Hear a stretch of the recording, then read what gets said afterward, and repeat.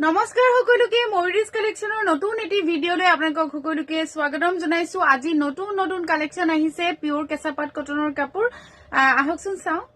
এযোৰ চাওকচোন মই গাত লৈ আছো, খুব ধুনীয়া নতুন কালেকশন আহিছে। এটো সৰুকৈ এনেকৈ ফিৰোজা কালাৰ আৰু ব্লু কালাৰত এনেকৈ কাম কৰা আছে। লগতে থাকিব এটো আঁচল। আঁচলটো চাওকচোন কিমান হেভিকৈ বনাইছো আমি। এটো আঁচল ওচৰৰ পৰা আঁচলটো দেখাই দিছো, বিৰাটেই ধুনীয়া হয়। আৰু লগতে এইকেইটা সাইড পাৰি লগতে থাকিব এটো ব্লাউজ পিস। ব্লাউজ পিসটো চাওকচোন মই ওচৰৰ পৰা দেখাই দিছো। এটো থাকিব ব্লাউজৰ পিস।